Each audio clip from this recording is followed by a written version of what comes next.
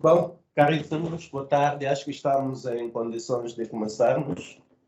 Depois de cedermos mais uns 10 minutos, agora são 12 minutos para as pessoas irem entrar, mas não vamos ficar à espera. Vamos começar com esses que temos aí, uma vez que o nosso convidado também já se encontra entre nós, na nossa sala. Então, assim podemos dar o início ao nosso programa. Bem, mais uma vez, boa tarde a todos e a todas os nossos internautas, aos nossos colegas que nos acompanham nas diferentes salas que compõem o escritório sede da DW. Boa tarde extensivo também aos outros colegas nas províncias do Ambo, Kwanza Sul, sei que estejam aí. Como é o costume, nós convidamos o senhor Antônio Moraes da Costa para nos ajudar a refletir o tema das garantias da adesão do crédito habitacional para os jovens de Angola. Elencamos esse tema em função de um aviso que o Banco Nacional de Angola havia tornado público, no sentido de autorizar os bancos comerciais a ceder créditos habitacionais. Então,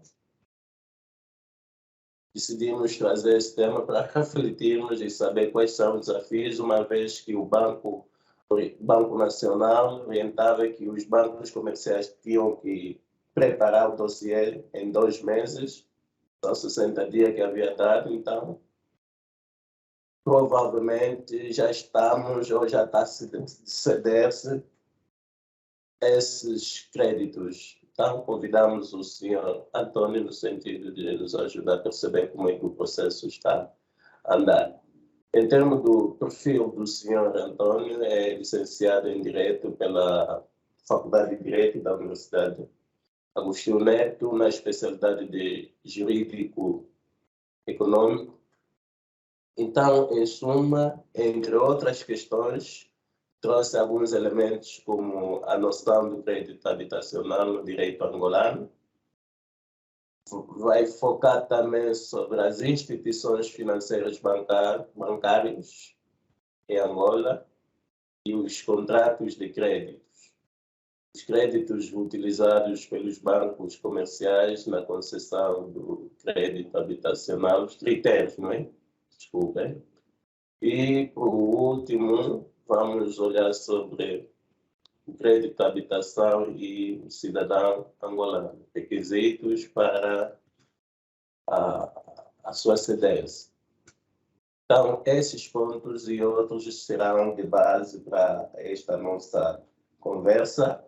O nosso convidado não está acompanhado com uma apresentação em PowerPoint, conforme estamos habituados, mas irá utilizar uma outra técnica para trazer à tona o conteúdo que irá partilhar conosco. Então, sem mais delongas, vou desejar boas-vindas ao senhor Antônio da Costa, que não é fácil dispensar o seu princípio de final de semana para estar conosco aqui e partilhar ou refletirmos em conjunto este tema. Então, nós agradecemos a sua disponibilidade em termos de metodologia, tirar 30 minutos a 40 minutos para apresentar aquilo que trouxe para nós e logo mais poderemos abrir um espaço de perguntas, respostas e possíveis contribuições. E aos nossos internautas que nos acompanham, não quer demais lembrar que poderão manter os vossos microfones desligados e ligar apenas quando autorizarem para poderem intervir.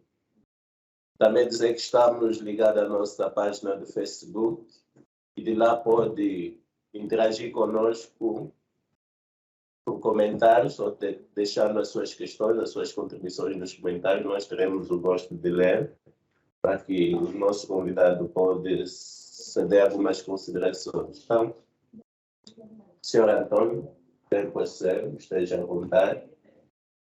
Deus.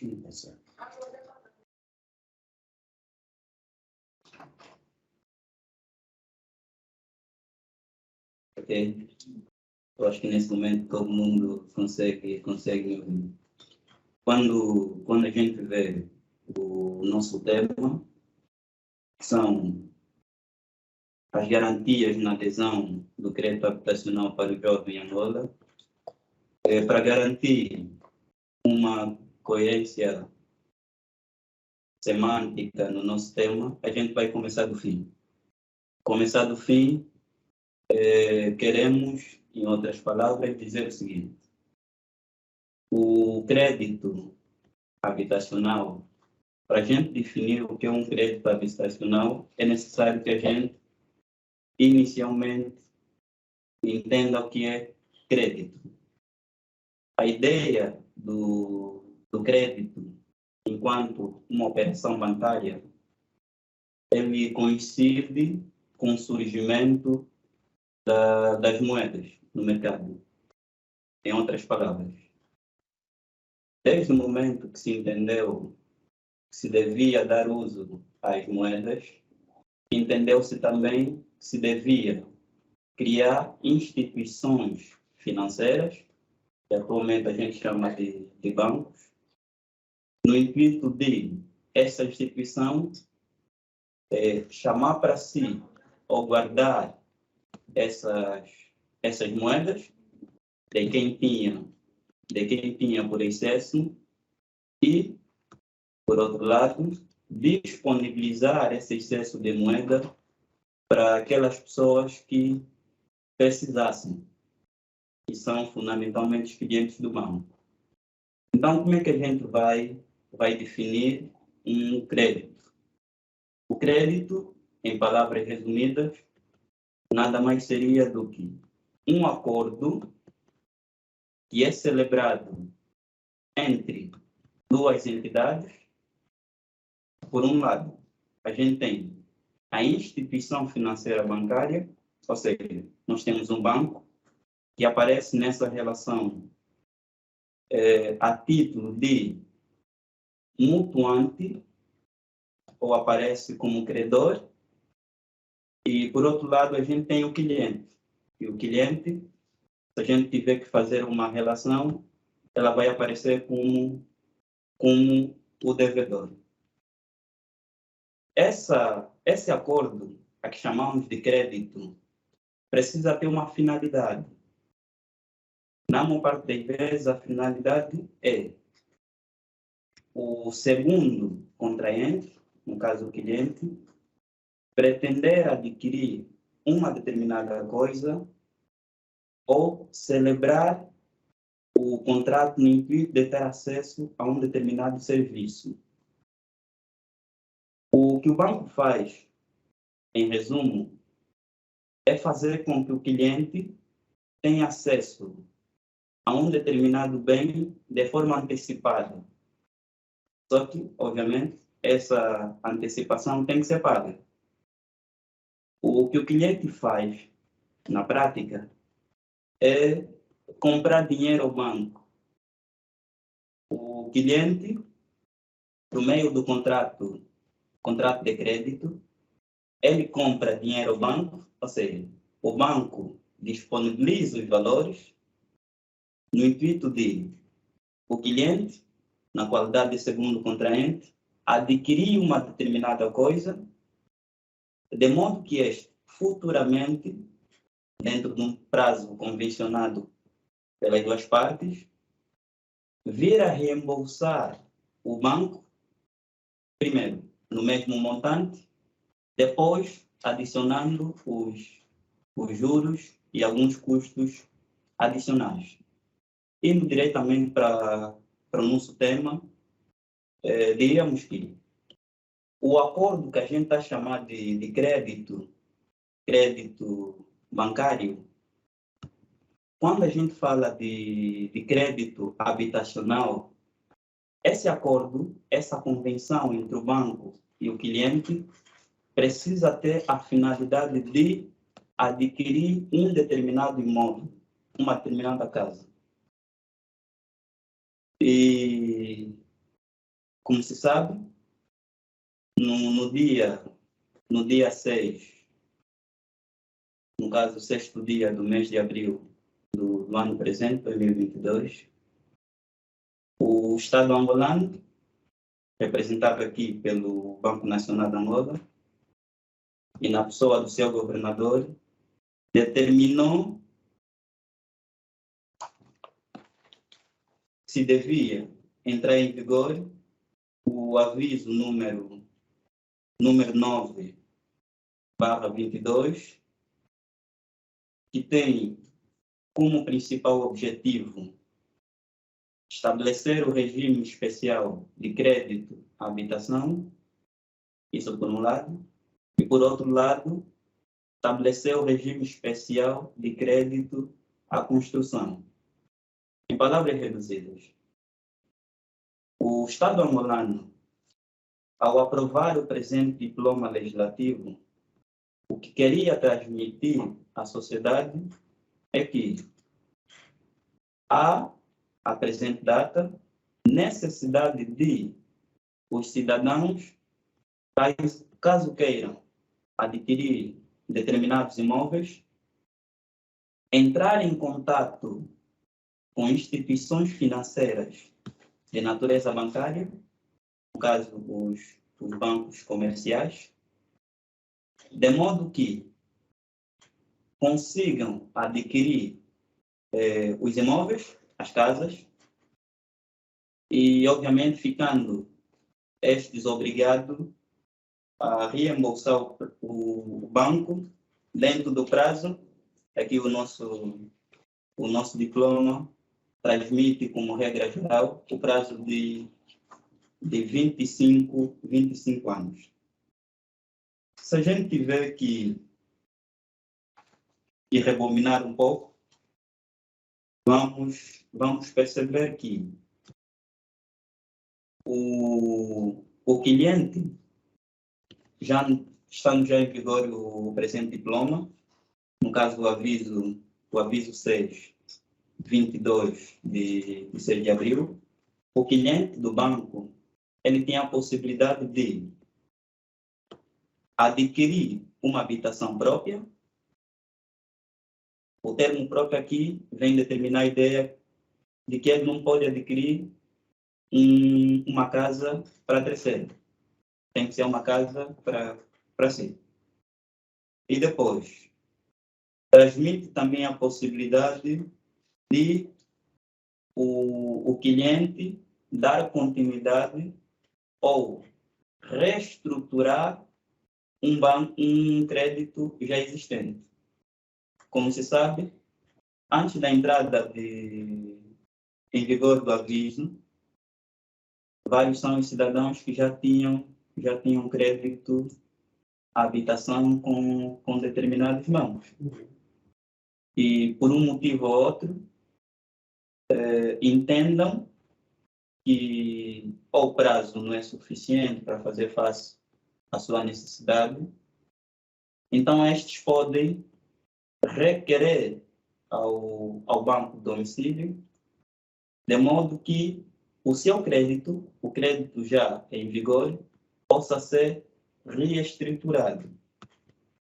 Pois é, um outro detalhe que se pode aqui chamar a atenção tem, por exemplo, a ver com o montante limite. Segundo o nosso aviso,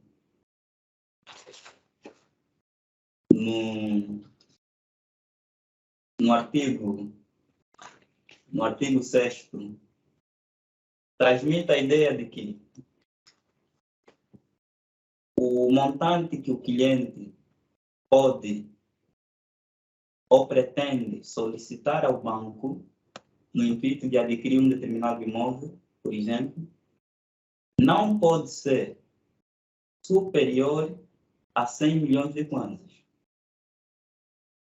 Obviamente, para chegar até 100 milhões de kwanzas, também precisa preencher determinados requisitos, né? Pois é. Uma outra ideia que entende, ou que se entende ser relevante, tem que ver, por exemplo, com a disponibilidade dos imóveis. O aviso determina aqui, se a gente estiver diante de instituições financeiras, bancárias, que estejam ligados a determinados projetos habitacionais, ou seja, se o banco a que o cliente faz parte, a que a conta, depósito, a ordem do cliente está domiciliado, tiver uma ligação com uma empreiteira que tenha um projeto habitacional, o aviso determina que o banco poderá utilizar essas habitações de modo que se sirvam de objeto do contrato habitação. Uma outra ideia que também transmite o aviso tem, por exemplo, a ver com o fato de os bancos comerciais, em regra, ficam proibidos de conceder créditos habitacionais única e exclusivamente a trabalhadores do banco. Não estamos aqui a dizer que os trabalhadores do banco não podem ser beneficiados pelos créditos habitacionais. Não. O que o diploma vem proibir é que os bancos não podem, por exemplo, conceder unicamente tal crédito habitacional aos seus funcionários bancários. Outra ideia que também a gente já fez menção tem que ver com o prazo máximo. O prazo máximo que o aviso disponibiliza para o pagamento total do montante recebido em crédito é de 25 anos. Essa regra tem um desvio. O desvio ocorre nas situações em que o cliente, antes da entrada em vigor do aviso, já tenha celebrado um contrato de crédito habitacional com banco, o crédito já estava em vigor, e o mesmo pretende reestruturar o crédito. Nessas situações, o prazo de reembolso, o prazo de pagamento do montante total do crédito já não é de 25 anos. O aviso determina que nessas situações o prazo precisa ser de, no máximo, 30 anos. Não pode, obviamente, ultrapassar esse prazo. E quanto ao modo de pagamento, o aviso determina que os bancos comerciais, quando a gente diz bancos comerciais, o termo vem distinguir o Banco Central, que é o BNA. Estamos aqui, por exemplo, a referir ao BAE, BIC, BFA e os restantes, por exemplo. Esses bancos comerciais, eles são, em princípio, livres de disponibilizar ou estabelecer os modos de prestações do crédito. Ou seja, o aviso emitido pelo Banco Nacional de Angola transmite a ideia de que o pagamento poderá ser feito de forma progressiva ou de forma constante.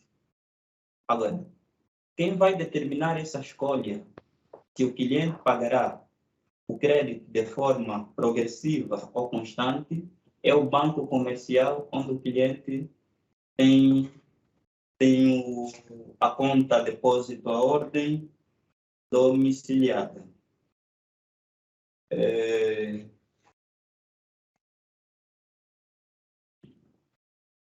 Apresentando de forma resumida, e vou repetir para que a gente não faça confusão, esse diploma legislativo só vem transmitir dois regimes.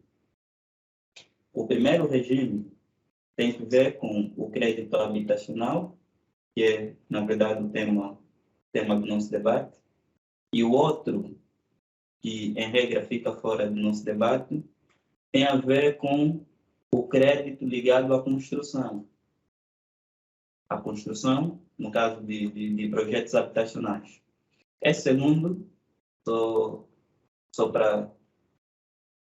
para que a gente perceba, esse segundo está ligado às determinadas empresas, normalmente empreiteiras, que têm projetos habitacionais ligados a habitações. Essa aí, em princípio, fica de fora da nossa análise. Voltando para a nossa análise, e estando já ligado à parte primeira do nosso tema, que tem que ver com as garantias e os modos de acesso, por exemplo, aos créditos. O BNA, o Banco Nacional de Angola, estabeleceu uma certa liberdade aos bancos comerciais, de modo que estes criassem condições de acesso ao crédito habitacional, desde que não violem crédito ou normas imperativas ligadas ao nosso aviso. De forma resumida, temos aqui acesso a determinadas ficha técnica de determinados bancos comerciais, e uma das condições de acesso tem, por exemplo, a ver com o tempo de maturidade do cliente dentro do banco domiciliado. Ou seja, o cliente, em regra, precisa ter isso. Essas condições são estabelecidas por quase todos os bancos comerciais. O cliente precisa estar domiciliado no banco comercial há pelo menos 6 meses. E o cliente, em regra, precisa ter o salário domiciliado no mesmo banco, né, há pelo menos 3 meses. E é preciso que a relação jurídico-laboral, no caso, a relação jurídico-laboral do cliente, o cliente e a sua entidade patronal, tenha, no mínimo, a durabilidade de 6 meses, e algo que é caricato, e por acaso vai afastar determinadas pessoas a terem acesso ao crédito habitacional, tem que ver com a modalidade do contrato de trabalho celebrado.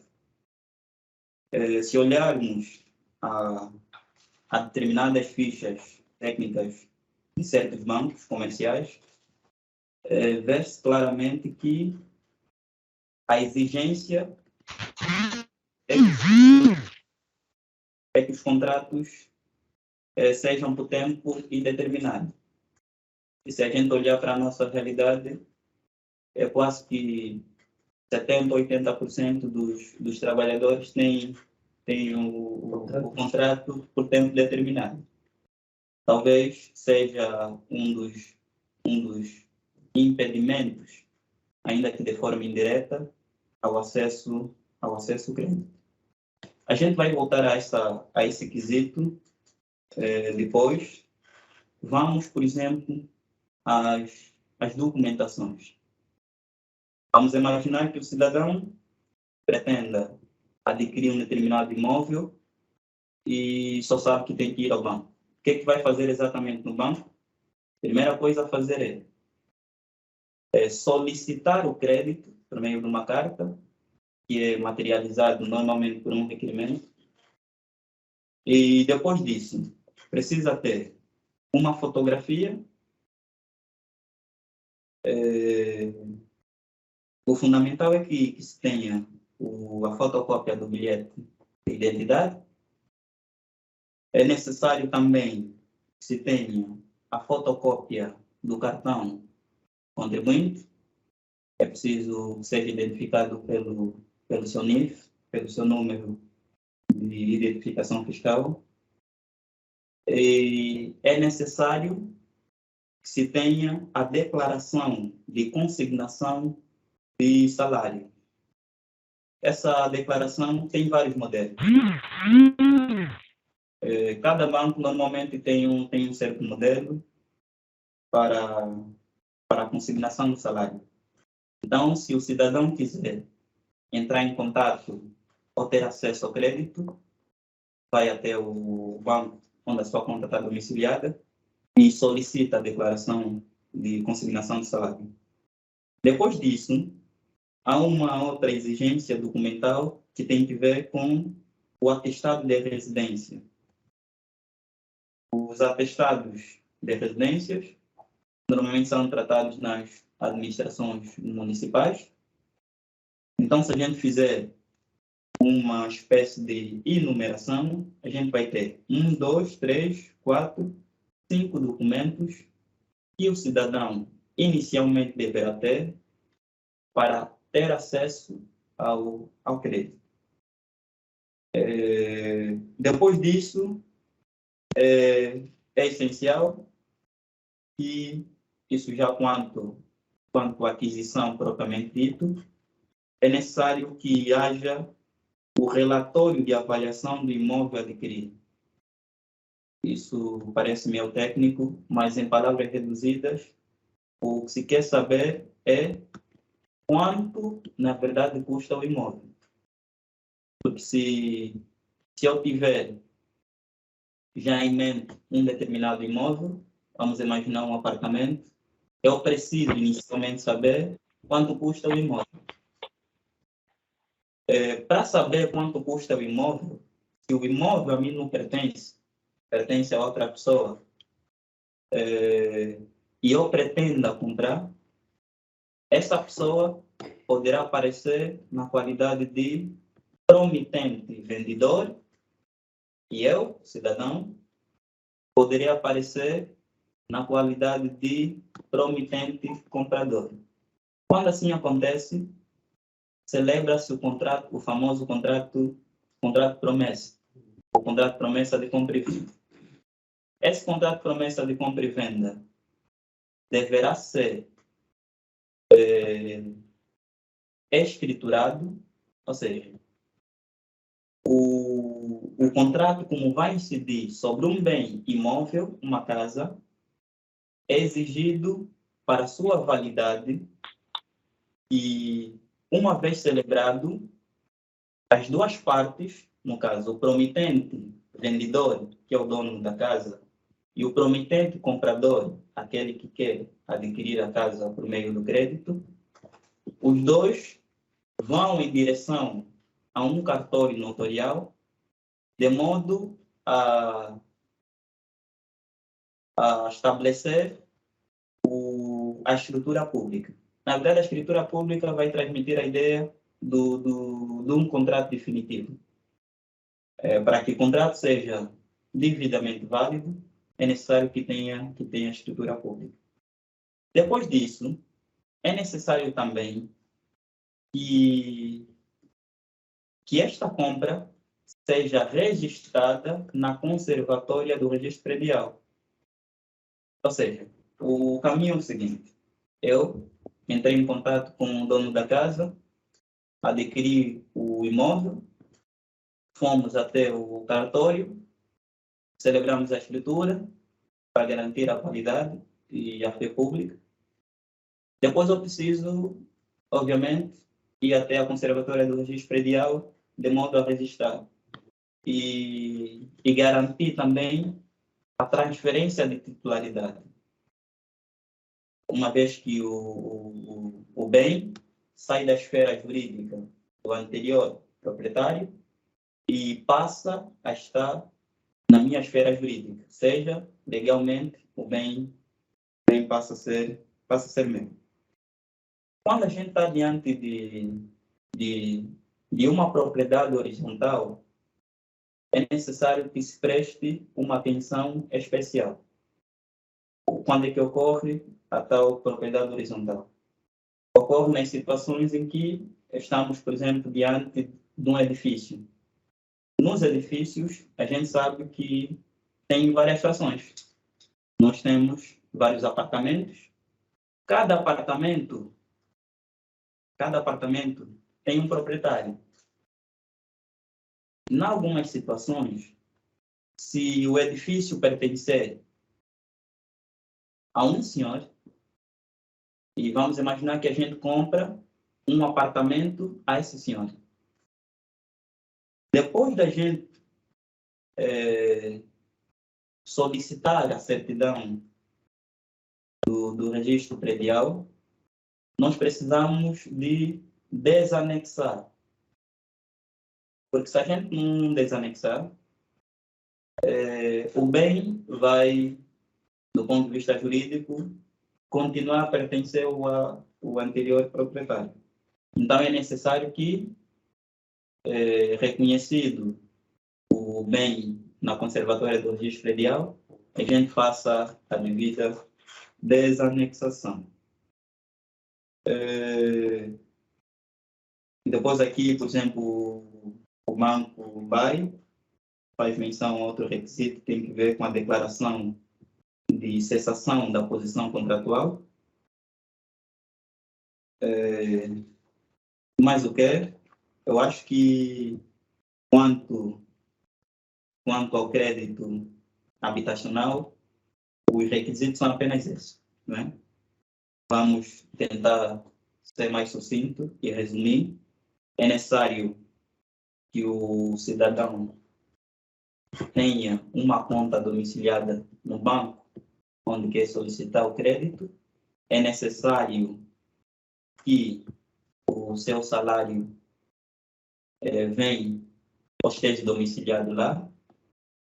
É necessário também que o cidadão tenha um vínculo jurídico laboral. E para acrescentar, e aí onde a gente vê a desvantagem, é necessário que esse contrato seja por tempo indeterminado. E a gente vai perceber quando formos para as garantias. Do ponto de vista documental, como a gente afirmou, o cidadão precisa escrever um requerimento, ou uma carta, como quiser, a solicitar o crédito, juntando em anexo a cópia do bilhete, cópia do cartão de contribuinte, a declaração de consignação de salário que vai solicitar ao banco e também o atestado de residência. Depois, é necessário anexar também o contrato de promessa de compra e venda, vai anexar a escritura e o reconhecimento feito na conservatória do registro predial.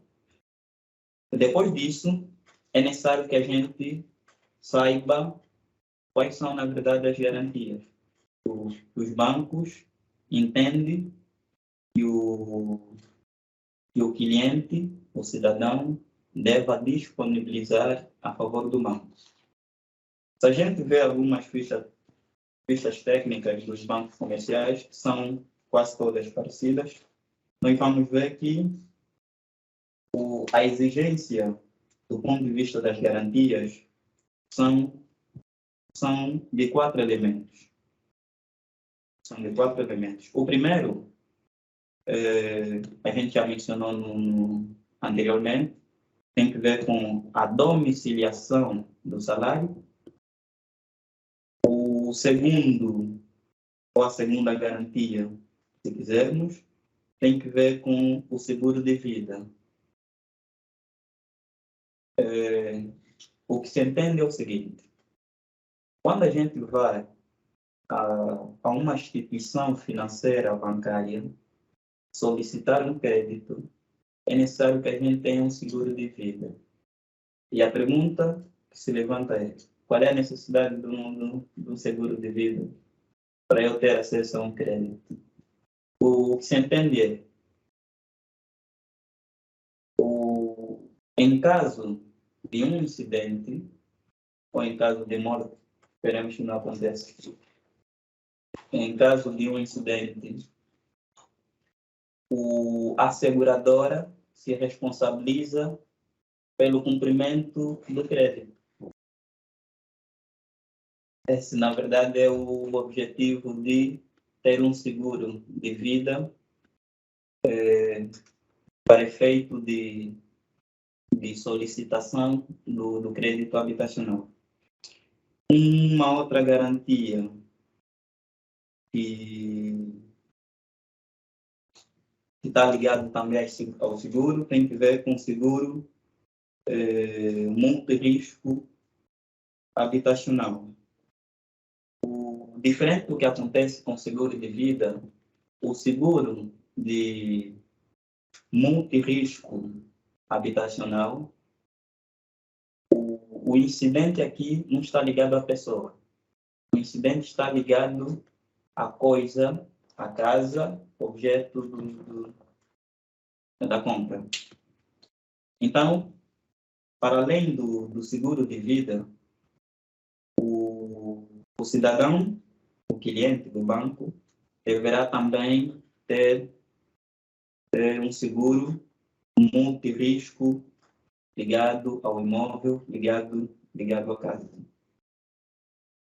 A quarta garantia, e a última, está ligado à hipoteca sobre o imóvel ou sobre a casa adquirida. Em palavras resumidas, o que é a hipoteca? A hipoteca, na verdade, é uma espécie de garantia especial que incide, por um lado, sobre bens imóveis e, por outro lado, sobre bens móveis que são sujeitos ao registro. Os bens móveis sujeitos ao registro, fundamentalmente, são o carro, barco, navio, avião, mas para o crédito, a habitação em concreto, a hipoteca vai incidir sobre o bem que a gente quer adquirir, a casa. Pois é. E qual é a função dessa hipoteca? A função está fundamentalmente ligado ao cumprimento das obrigações creditícias. Nas situações em que, por qualquer motivo, o cliente não consiga fazer face às suas obrigações, vamos imaginar que, por algum motivo, tenha perdido o emprego ou o seu ordenado já não consegue fazer face ao crédito. O que o banco faz é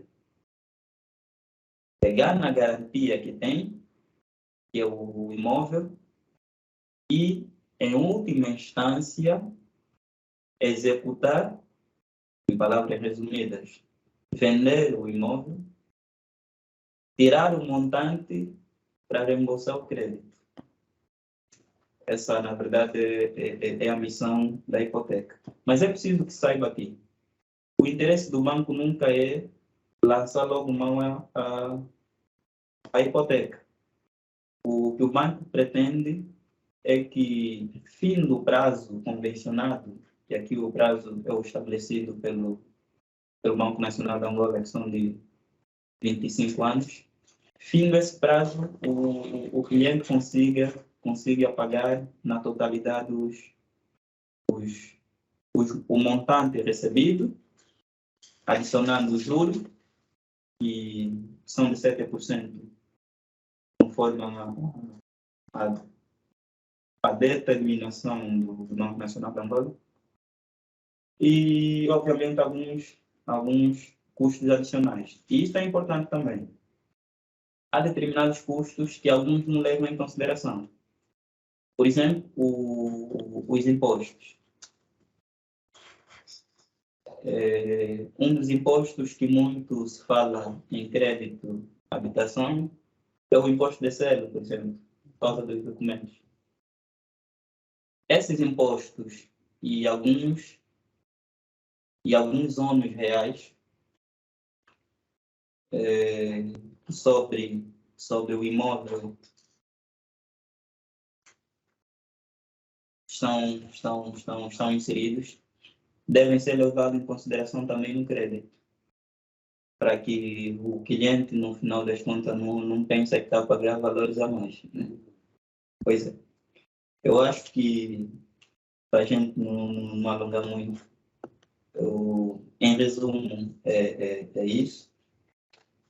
Está feita a nossa pequena apresentação, ligado às garantias de acesso ao crédito habitacional para a realidade teimosa, à luz do aviso 922 de 6 de abril.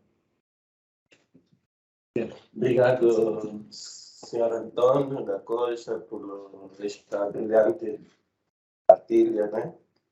As informações. Então, sem mais delongas, eu vou passar a palavra aos nossos internados que nos acompanham nesse momento, tanto para esta ferramenta Teams e aqueles que nos acompanham a partir da nossa página do Facebook. Dizer para quem está no Facebook pode deixar a sua pergunta, a sua contribuição nos comentários e nós teremos o gosto de ler. Então, estamos no momento da conversa, de perguntas e respostas e possíveis contribuições. Eu vou passar a palavra a alguém que estiver já interessado, no sentido de intervir, poderá ligar o microfone e, se quiser também, pode ligar a câmera para vermos quem quer.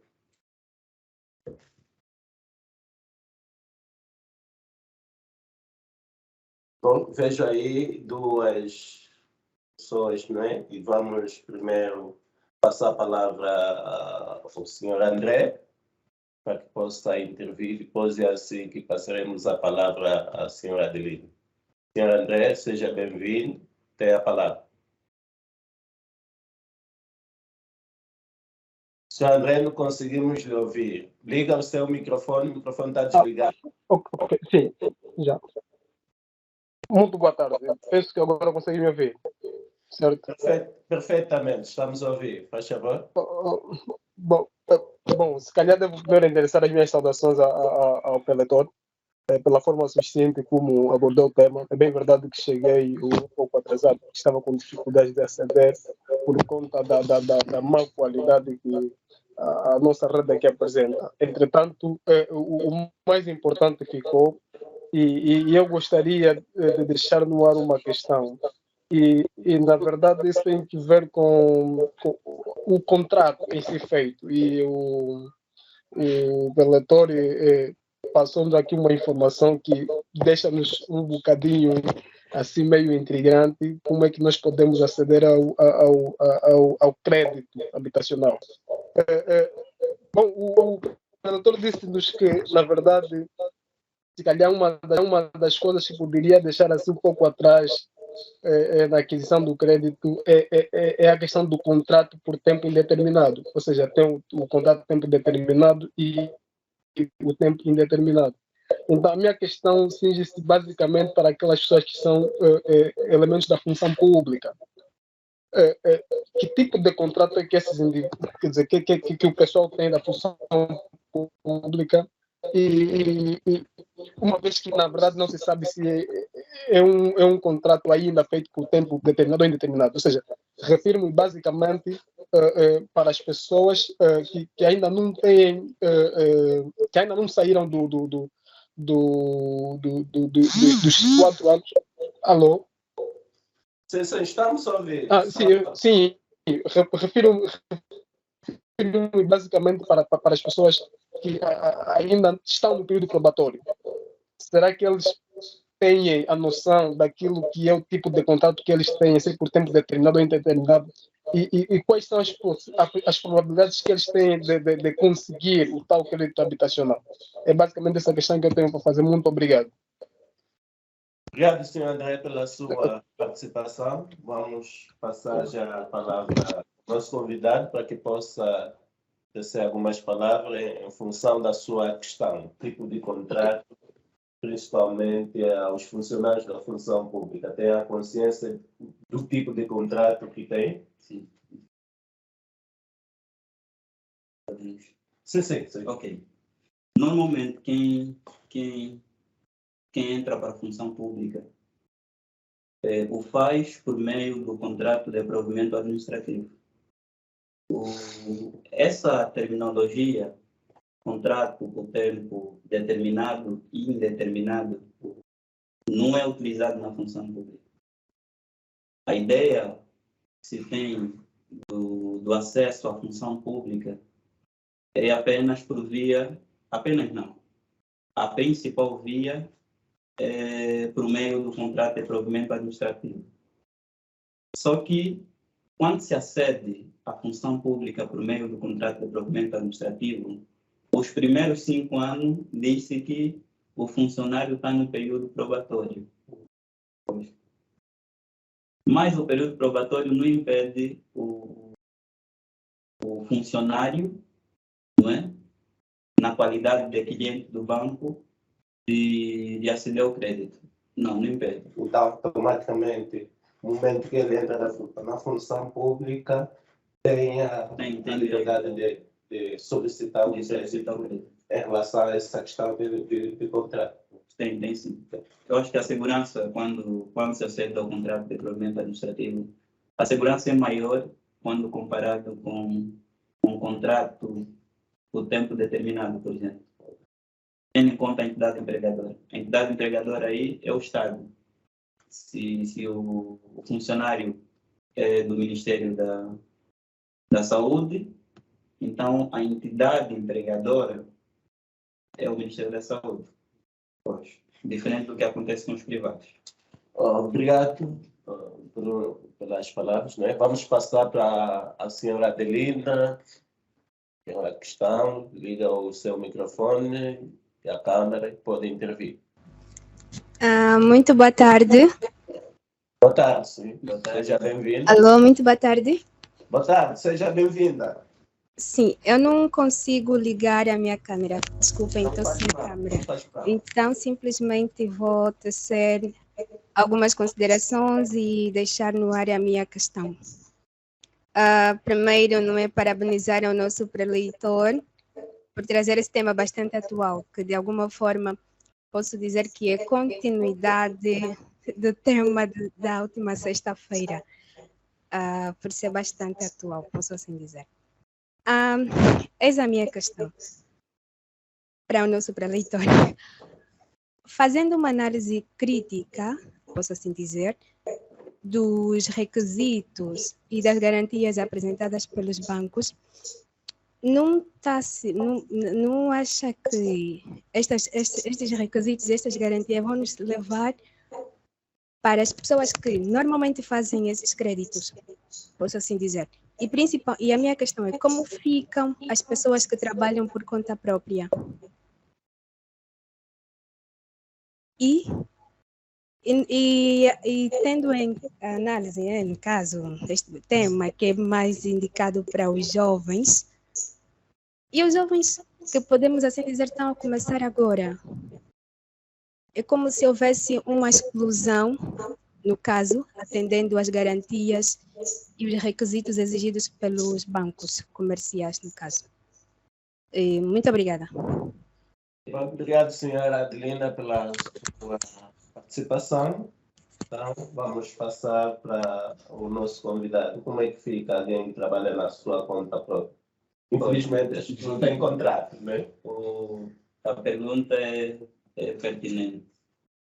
E esse é um dos grandes empecilhos, um dos grandes problemas que nós, enquanto sociedade, precisamos combater.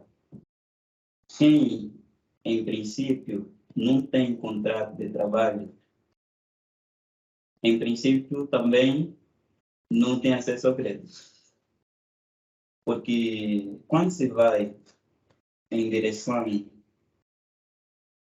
a um banco comercial, a primeira coisa que está na cabeça do funcionário bancário é que o indivíduo, ao solicitar o crédito, ele vai apresentar alguma coisa, vou dizer como contrapartida, para salvaguarda do crédito.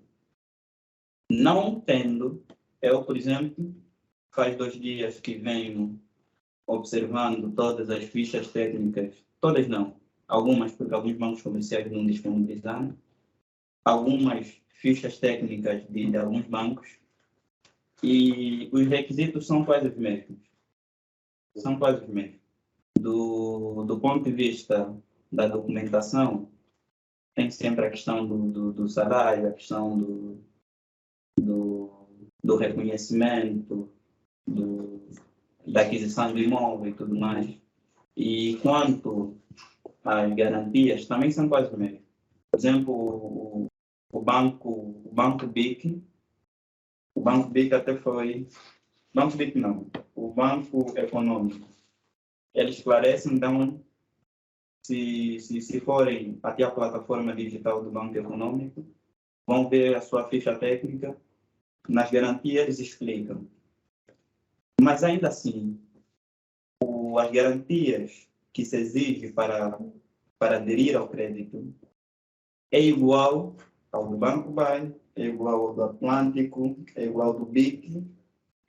Resumindo, a maior parte dos bancos comerciais exigem as 4 garantias mencionadas aqui. Vão exigir sempre que o cliente tenha uma conta à ordem, depósito à ordem no banco.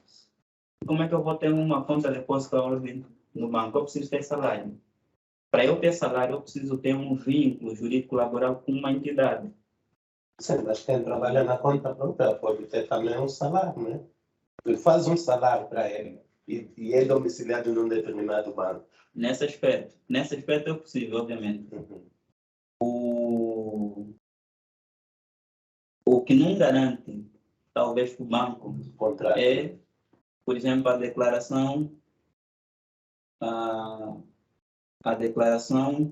de consignação salarial. Se a entidade que trabalha por conta própria provar, por meio de documentos, que tem capacidade financeira para fazer face às obrigações creditícias, não vejo qualquer impedimento para o efeito. Mas eu estou a dizer que isso é impedimento porque a maior parte dos cidadãos não tem essa disponibilidade financeira para provar e dizer que durante 25 anos, por exemplo, eu vou conseguir responder às obrigações jurídico-bancárias ou jurídico-financeiras. Por exemplo, um exemplo que se dá. Vamos imaginar que um indivíduo tenha um ordenado de mais ou menos 100 mil kwanzas. Se ele tiver um ordenado de mais ou menos 100 mil kwanzas e com base na taxa de juros de 7%, e tendo em conta a prestação mensal até 25 anos, contando com a data presente, ele teria mais ou menos que reembolsar o banco mensalmente no montante correspondente deixa-me lá ver, segundo essa ficha seria 300.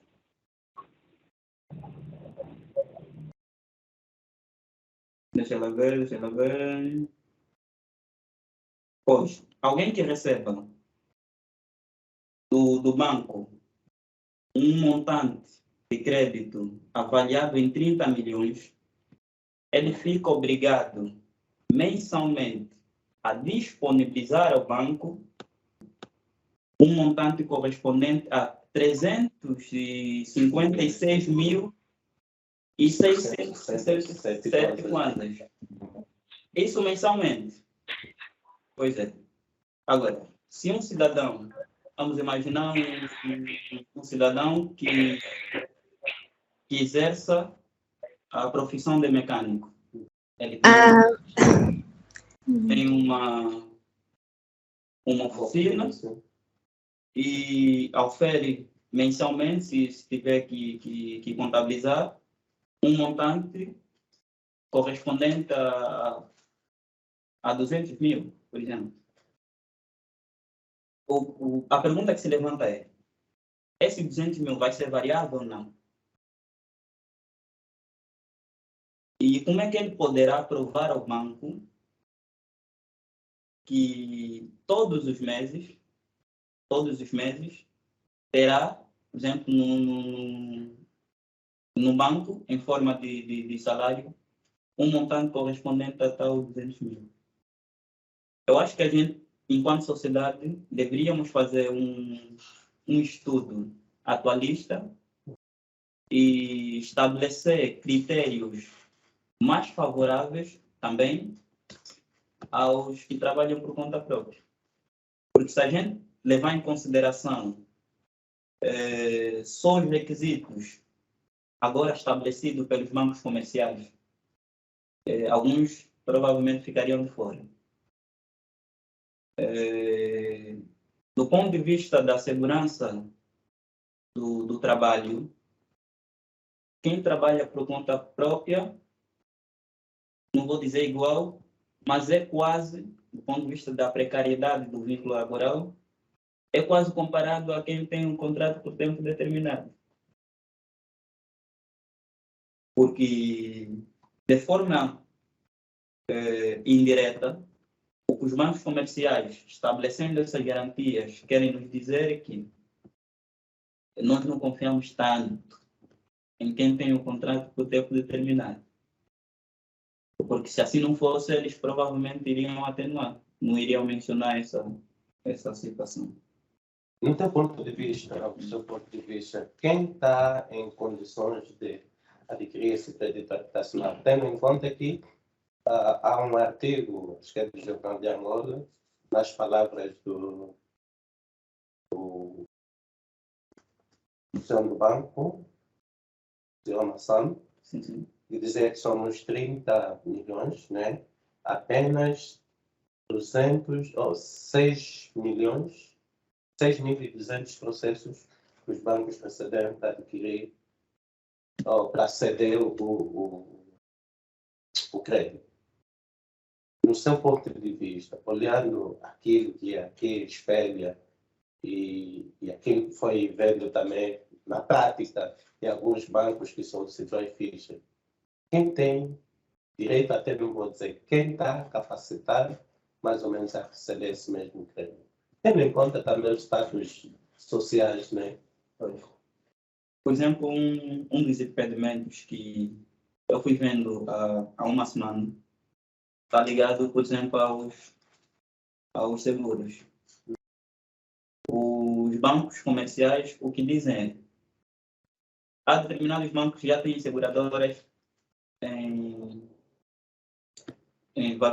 relação. Ou seja, o Banco BIC, por exemplo, tem a própria seguradora. Tem o Banco BFA, acho que trabalha com a Fidelidade.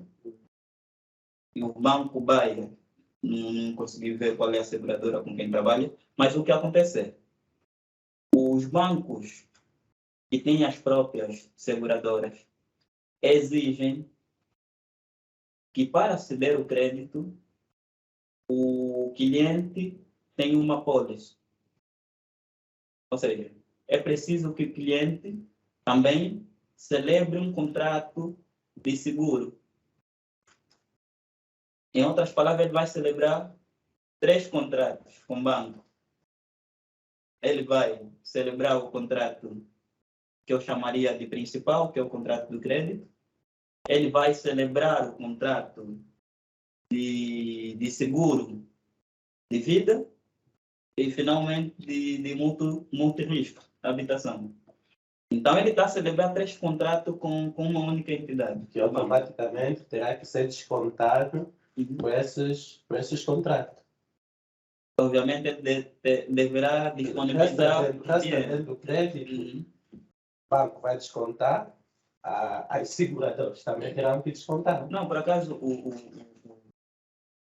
o valor a pagar na seguradora é feito antes, não é feito assim, é feito antes. Então, ele precisa ter já um dinheiro. Pois, o montante exato vai variando de seguradora para seguradora. Pois. Esse é um dos grandes impedimentos. Eu conversei com 3 senhores há 2 dias e um deles disse, por exemplo, que já está há quase 3 semanas para tentar entrar em contato com a seguradora, uma seguradora. Ela é do Banco BAE e diz que o primeiro impedimento que ele tem está ligado à seguradora. O que os bancos, para facilitar essa situação, poderiam fazer é, vendo o cliente a entrar em contato com eles poderiam facilitar o acesso do cliente a certas seguradoras. E também atenuarem, de quando em vez, o valor da pólice, né? Não seria nada mal. Pois é, na verdade, a realidade jurídica que temos é essa. É que se tem que, para além de disponibilizar a casa ou a habitação como garantia, deverão também celebrar contrato de seguros. 2 contratos de seguros, no caso. Bom, eu continuo a ver a mão levantada da senhora Adelina. Não sei se pretende mais intervir ou não. Pretendo sim intervir. Tem a palavra, por favor. Sim, eu posso dizer que fiquei satisfeita com a resposta dada pelo preleitor, mas ainda assim insisto em dizer que estas garantias e esses requisitos acabam sendo uma forma de excluir certas pessoas, posso assim dizer. E tendo em conta a nossa realidade, para o nosso preleitor, no caso, eu acho que esses créditos não são para os jovens, posso assim dizer, não sei se o preleitor concorda comigo. E que, de alguma forma, não sei se o preleitor também vai concordar, que esses créditos acabam sendo para as mesmas pessoas e não para os jovens, como tema trazido aqui pelo preleitor. Disse claramente para os jovens, mas olhando pela nossa realidade angolana, sou de opinião que não é para os jovens. Não sei se o preleitor concorda comigo e que, de alguma forma, eu não vou conseguir adquirir a minha casa agora. É tudo, obrigada. Eu acho que, se a gente partir da ideia de que até um indivíduo que tenha 40 anos seja jovem, eu acho que é para jovem. Só que a realidade nos mostra que não é para qualquer jovem. É para os jovens, mas não é qualquer Não é para qualquer jovem. Conforme disse, parece ser das mesmas pessoas, mas dentro dessas mesmas pessoas também tem jovens. Isso o tema foi bem sugerido. Pois é. O que a gente, na verdade, tem que fazer, nós, enquanto país, é tentar criar requisitos legais de acesso a determinados serviços e bens que abranjam a maioria, cada vez mais. E quando se cria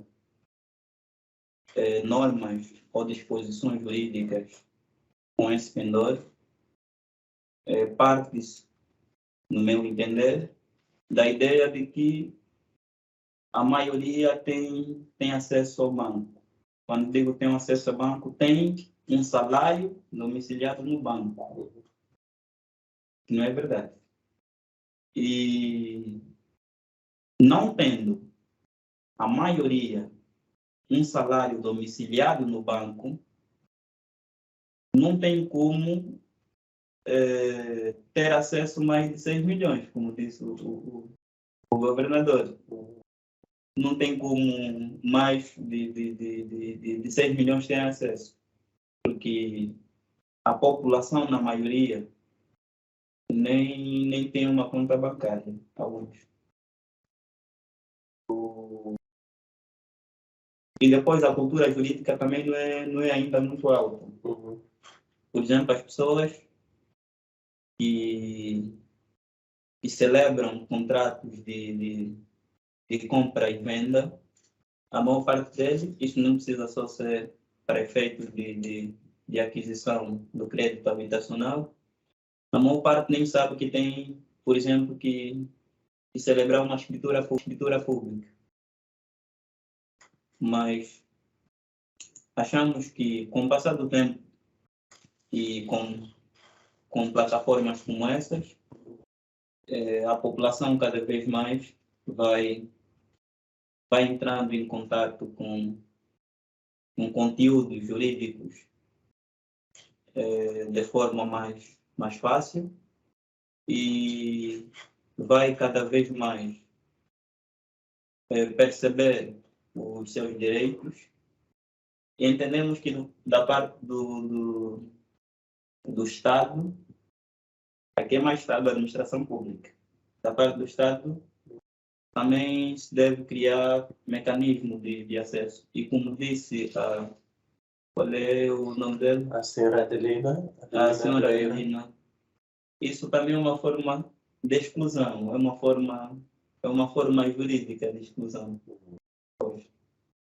E esperemos que na próxima ou no próximo exercício legislativo, no caso da feitura de determinados diplomas legais, se tenha atenção também a esse aspecto.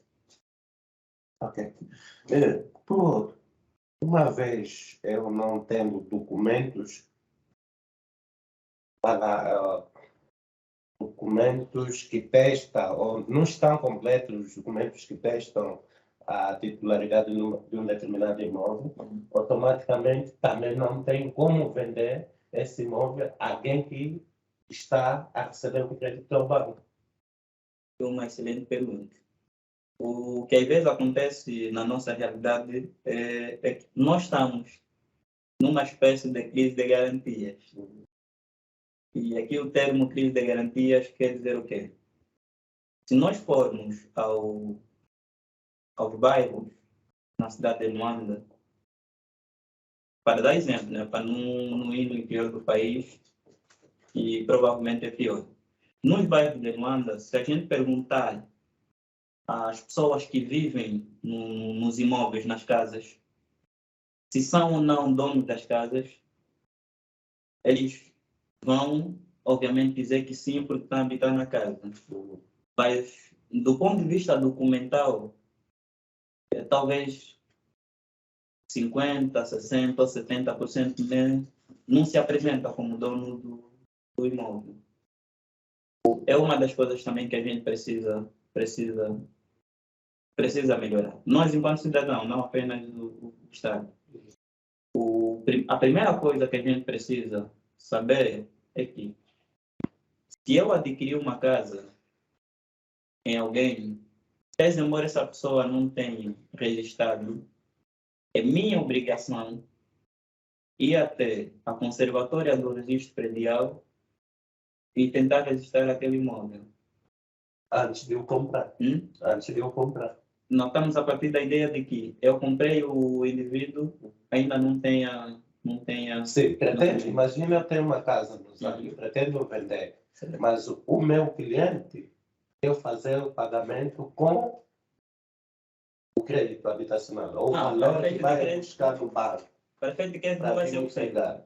Então, para vir pegar para vir comprar esse imóvel. Quer dizer, como o imóvel não testa na sua totalidade a titularidade, automaticamente ele não tem também como Pois, o que acontece? Pagar esse mesmo imóvel. Não tem como, porque eu não posso, como ainda não tenho dinheiro, o banco ainda não me concedeu dinheiro, eu não tenho como comprar. O que eu celebro é o famoso contrato de promessa de compra e venda. Então, a gente convenciona que futuramente vou te vender o imóvel, certo? Só que essa convenção preliminar, porque não é definitiva ainda, não é contrato de compra e venda. Essa promessa, a lei diz que essa promessa precisa ser registrada e precisa ter escritura pública. Okay. Como é que eu vou registrar o imóvel que não tem documento? Fica meio complicado também. Isso talvez seria também uma forma de impedir aqueles que queiram comprar uma casa sem documento de aceder ao crédito. Porque o banco trabalha com documentos. Para o banco, é dono do imóvel quem tem a titularidade do imóvel. Se não tiver, não tem uma outra forma de provar. Porque aqui, na maior parte das vezes, o que acontece é que as pessoas só praticam atos materiais sobre a coisa. Estão vivendo na casa durante um tempo, por qualquer motivo, não vão registrar o imóvel e, na intenção de vender o imóvel, depara-se com esse impedimento. Pois é. O que se podia esperar é um reconhecimento antecipado. O dono do imóvel. Mesmo esse reconhecimento antecipado também não tem valor na medida em que, se irem junto ao cartório, terão que solicitar também documentos para dar o processo de reconhecimento desse mesmo. Pois, sim. Num cartório. Se a gente chegar num cartório, o que o cartório vai fazer, o cartório notarial, vai fazer é reconhecer o direito. Mas eu não posso reconhecer algo que não existe. Para eu reconhecer, precisa ter documento. Eu preciso chegar até ao notário, não é? E dizer que pretendo reconhecer, por exemplo, a compra e venda, por exemplo. Ou solicitar a escritura pública ao notário, de modo a salvaguardar o contrato definitivo. Eu só posso fazer isso se tiver um documento acessório. Bom, eu vou passar mais a palavra aos nossos internautas, se tem alguma questão.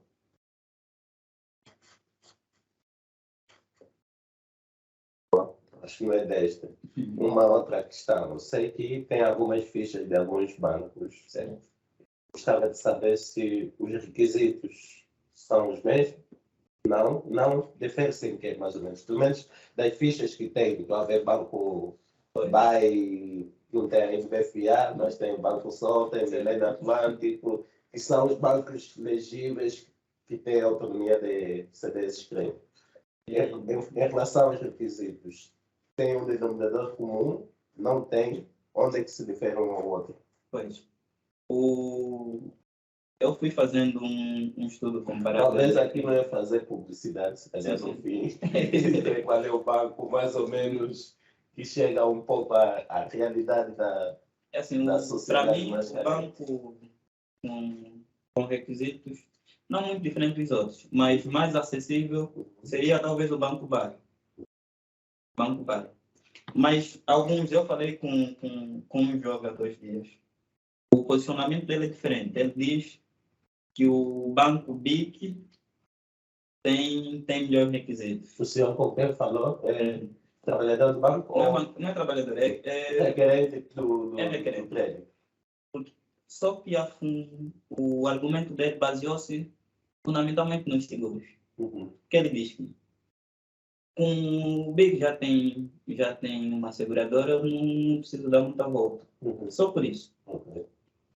E como ele é funcionário público, também já tem a conta. Exatamente. Tem também a questão de que a senhora Angelina também traz. Pois. E por acaso ele já tinha um seguro antes, o seguro de vida. Ele só solicitou o segundo, que é o de mútuo risco habitação. Ok. Pois. Mas eu acho que quase todos os bancos têm mesmo os mesmos critérios. Os critérios não são muito diferentes. Quantas garantias são as mesmas? Agora, quanto esclarecimento, a ficha mais esclarecedora é o Dubai. Sim, tem esclarecimento do ponto de vista da percentagem, do modo de pagamento, quais são os custos adicionais ao montante a ser reembolsado. É mais claro. As outras, sem tentar discriminar nenhum banco comercial aqui, a mais limitada tem, por exemplo, o Millennium Atlântico. Eu, por acaso, estava a fazer um estudo comparado com o Millennium português. E as garantias são quase as mesmas, com os dos bancos comerciais de Angola. Mas o Millennium de Angola tem menos esclarecimento. Esclarece muito pouco na sua ficha. Nem põe de forma clara, por exemplo, as garantias. Um outro detalhe que aqui poderia se chamar também é que, com base nesse aviso, a garantia é fundamentalmente real. Porque aqui a garantia incide fundamentalmente sobre o imóvel. Noutros créditos de habitação, levava-se também em consideração, e aqui, por acaso, o Millennium Atlântico faz menção a isso, as garantias pessoais, por exemplo. Por exemplo, a questão do fiador e do avalista. Alguns entendem, e eu também, por acaso, entendo, que, em algumas vezes, poderíamos também considerar a questão dos fiadores. Mas aqui neste crédito, a figura do avalista, aquilo que está a valer não é considerado. O que se leva em consideração é que, se a gente já tem um bem, uma casa, o mais aconselhável é tornar a casa garantia. Se por acaso o cliente, por uma questão objetiva, não conseguir reembolsar o banco na totalidade e adicionalmente nos juros, o que o banco faz é chamar para si a coisa e executar, no caso, vender. Bom, sem outras questões, eu vou lhe passar a última palavra para as considerações que se impõem. Vejo aqui os que nos acompanham na nossa página do Facebook não tem alguma questão, apenas estão a felicitar. Então, vou passar a última palavra. Ok. Mais do que tecer conclusões, eu gostaria de aconselhar também as pessoas, cidadãos, jovens angolanos, a entrarem mais em contato com as fichas técnicas. Dirigir-se aos bancos, Sim. No sentido de mais esclarecimento. Até que estamos a fazer os contactos para que na próxima semana ou ao dia 29, ou sexta-feira do dia 29, tenhamos alguém do banco que possa, se calhar, trazer mais esclarecimentos. Mas é muito bom, porque há um instrutivo que o aviso faz menção, faz menção a três instrutivos. Um deles é, por exemplo, o instrutivo número 419, que fala sobre a concessão de crédito. O instrutivo 720, é um instrutivo que saiu no ano de 2020. Esse instrutivo faz menção aos prazos e os modos de transmissão da decisão final. Por exemplo, determina que, solicitado o crédito à habitação, dentro de 30 dias, o banco precisa notificar o cliente de modo a dizer se o mesmo preenche ou não os requisitos de acesso. Se não fazer, estaria a violar uma disposição legal. Pois é importante. E quanto às fichas técnicas, não precisam ir diretamente ao banco. Entrarem nos sites dos bancos, vão ver que as fichas estão disponibilizadas. Talvez seja essa uma recomendação para que as pessoas, de forma, diria, contínua, pudessem entrar cada vez mais em contato com as informações bancárias e quiçá, tentar se beneficiar também do crédito à habitação. Obrigado, Sr. Antônio, por essa partilha de informação e pela sua disponibilidade também. Em nome da DW, agradeço aos nossos internautas. Estamos agradecidos pela confiança que têm tido de estar do outro lado a nos acompanhar. Eu sou Adriano César Capitão, estive aqui com muito gosto moderar esta edição e reiteramos o convite para os próximos debates. Na mesma, estamos a fazer contato para mais alguém na mesma sequência do tema do crédito habitacional, com o objetivo de sabermos mais, né, e disseminarmos mais a informação. Então, desejo bom final de semana a todos e a todas. Estamos juntos. Obrigado, igualmente. Ok, obrigado.